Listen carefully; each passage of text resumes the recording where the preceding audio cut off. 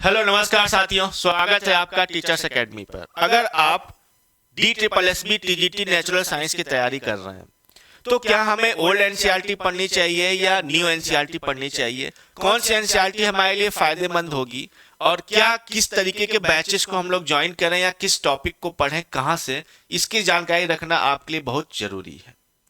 और इस जानकारी के लिए आप हमारे टीचर्स एकेडमी चैनल से जुड़ सकते हैं 9628959237 नंबर पर कॉल या व्हाट्सएप करके।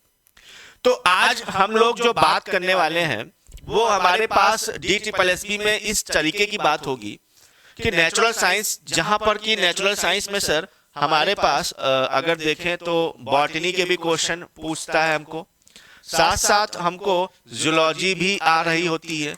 अब ये क्वेश्चन या ये जो पेपर है थोड़ा सा हमारे लिए लेंदी होने वाला होता है, क्योंकि 4 अच्छे खासे सब्जेक्ट्स होते हैं हमारे पास, जो आपके सर चारों सब्जेक्ट आपका TGT नेचुरल साइंस या साइंस नाम से जो पेपर हमारे पास आ रहा होता है दिल्ली बोर्ड में, जिसके लिए फॉर्म 8 फरवरी से 8 मार्च डेट दी गई थी। 1 महीने के अंदर वो उनका प्लान भी एग्जाम करा लेने का।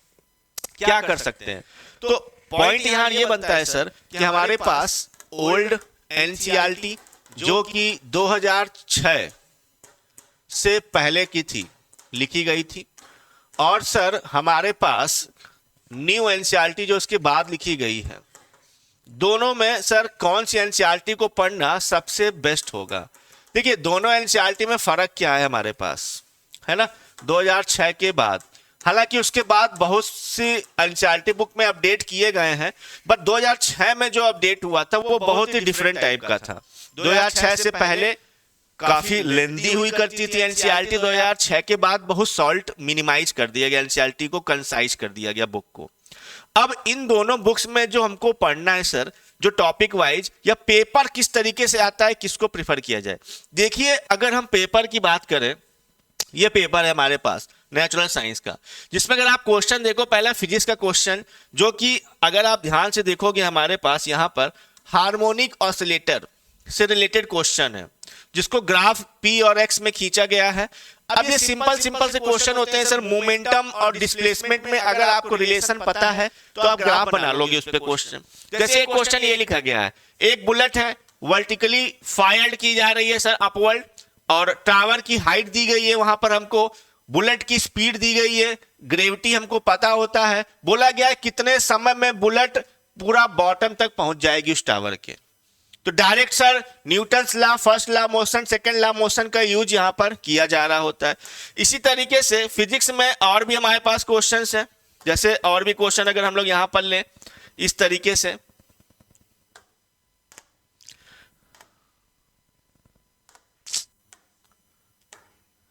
जैसे मान लीजिए ये कोई क्वेश्चन लिखा हुआ है हमको, ठीक है।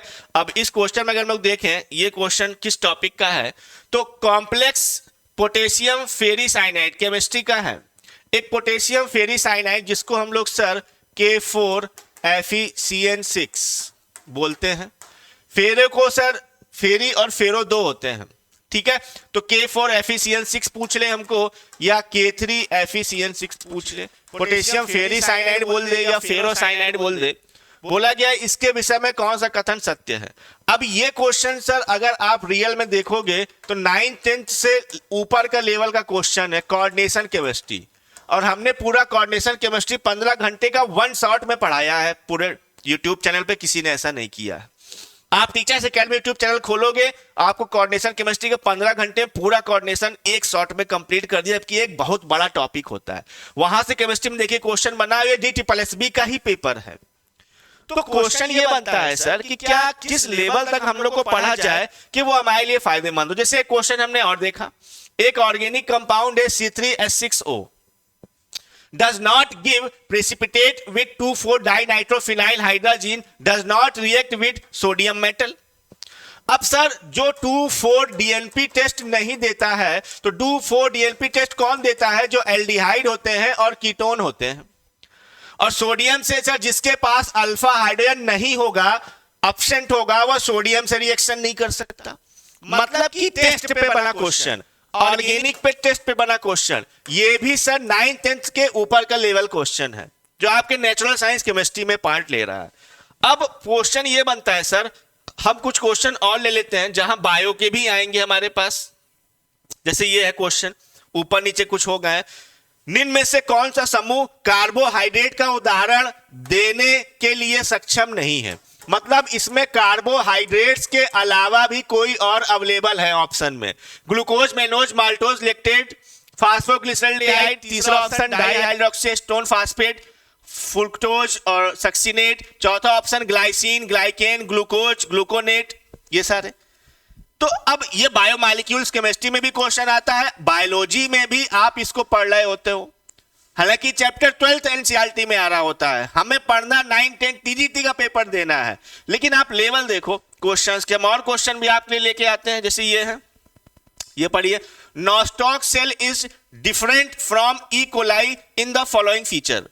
नॉस्टॉक ई कोलाई से किसकी वजह से अंतर पैदा करता है? किसमें फोटोसिंथेटिक पिगमेंट है, किसमें हेट्रोसिस्ट है, किसमें सेल्फ न्यूट्रिशन डाइट है, या सारे ही ऊपर लिखे गए ऑप्शन सही है। अब ये बायोलॉजी में हम लोग पढ़ते हैं सर, इस क्वेश्चन को जूलॉजी क्वेश्चन का हिस्सा है, या क्लासिफिकेशन में हम लोग पढ़ रहे होते हैं, ये भी 11th 12th एनसीईआरटी का हिस्सा है। तो एक्चुअल में क्वेश्चन का जो पेपर पैटर्न है, हम और क्वेश्चन आपको ले चल के दिखाते हैं। जैसे ये लिखा क्वेश्चन, हमने बोला गया which of the following describe the characteristic of myxomycetes. अब माइकोमाइसिटीज पहले आपको पता होना चाहिए किस क्लासिफिकेशन के अंतर्गत आता है।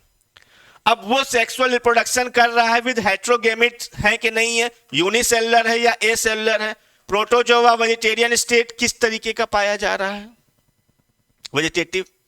तो अब ये जो क्वेश्चन का सर, अगर हम लेवल की बात कर रहे हैं, क्वेश्चन की किसकी बात करें यहां पर सर, हम लेवल की बात कर लें, तो एक्चुअल में क्वेश्चन के जो लेवल बन रहे हैं वो आपको टीजीटी नेचुरल साइंस की ही बात कर रहे हैं हम लोग, ऐसा भी नहीं है कुछ अलग यहां पर बात हो रही है sir, TGT natural science.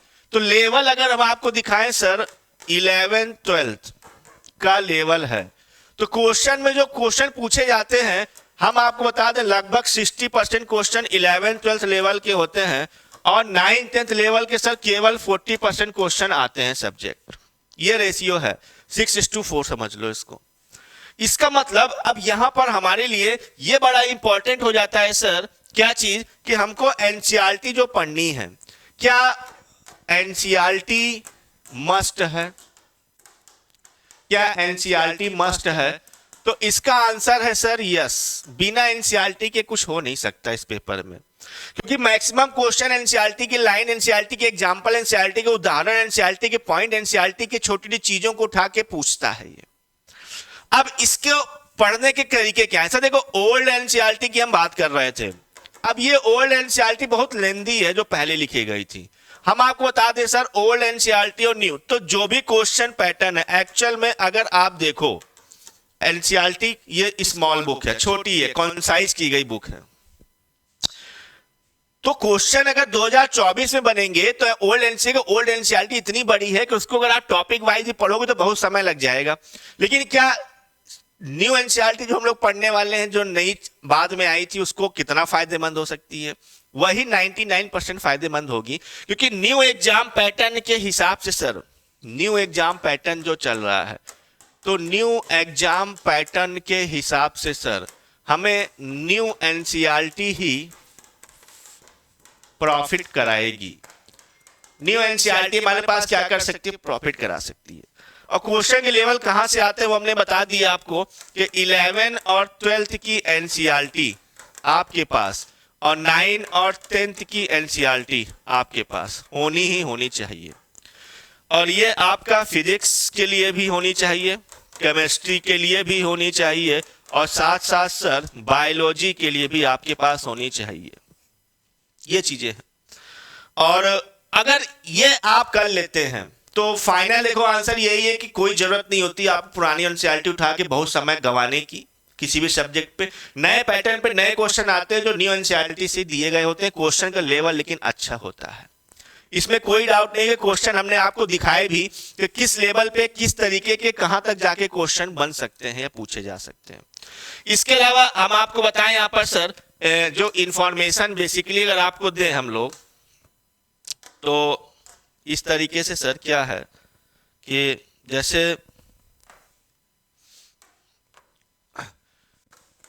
Previous year question जो है हमारे पास। अब ये प्रीवियस ईयर क्वेश्चन सर 2014 के भी, 2018 के भी, 2021 के भी, ये सारे ही क्वेश्चन सर एवरी संडे, हम बता दें आपको, एवरी संडे 4 PM पर सॉल्व करवाए जाते हैं। हर संडे 4 PM पर बिल्कुल फ्री है, और इसको आप लोग YouTube चैनल हमारा,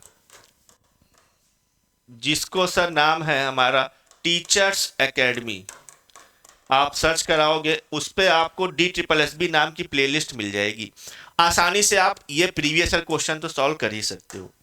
इसके अलावा सर जो हमारा बैच है DSSB TGT नेचुरल साइंस के लिए, वो बैच भी आपका ऑन हो चुका है, ठीक है। और इस बैच को अगर आप ज्वाइन करना चाहते हैं तो 9628959237 इस नंबर पे आप कॉल या व्हाट्सएप कर सकते हैं।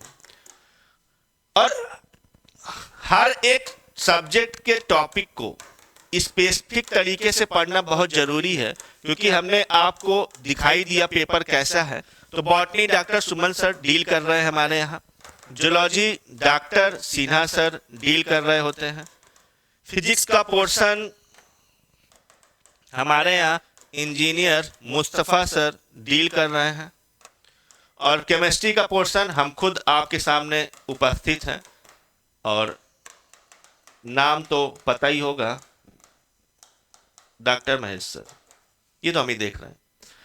तो एक्चुअल में ये पूरा कथा व्यथा है कि क्या किया जा सकता है, और सारे कंफ्यूजन का आपका आंसर है। कोई जरूरत नहीं पुरानी एनसीईआरटी उठा के पढ़ने के लिए, न्यू एनसीईआरटी ले लीजिए, 9th 10th 11th 12th उसको पढ़ते चलिए। किस तरीके से एनसीईआरटी पढ़नी है, बैच हमारे साथ पढ़ सकते हैं अगर पढ़ना चाहते हैं। सकते हैं का मतलब आपको लगता है एनसीईआरटी को पढ़ना कितना इंपॉर्टेंट और किस लहजे में पढ़ा जाता है, तो आप हमारा बैच ज्वाइन कर सकते हैं, जिसपे हम लोग पूरे एनसीईआरटी को टॉपिक वाइज जो भी चीजें हैं उसको पढ़ते हैं और क्वेश्चन सॉल्व करते हैं। ठीक है, तो तैयार रहिए पेपर के लिए। मिलते हैं फिर अगले नए कुछ वीडियो में, कुछ नई जानकारियों के साथ, कुछ नए आपके साथ बातें करने के लिए, कुछ नई जानकारियां देने के लिए, कुछ नया पैटर्न बताने के लिए कि क्या बदलाव है या किस तरीके से पेपर में क्या चेंजेस हो सकते हैं, या पढ़ने के तरीके और क्या क्या किए जा सकते हैं। धन्यवाद।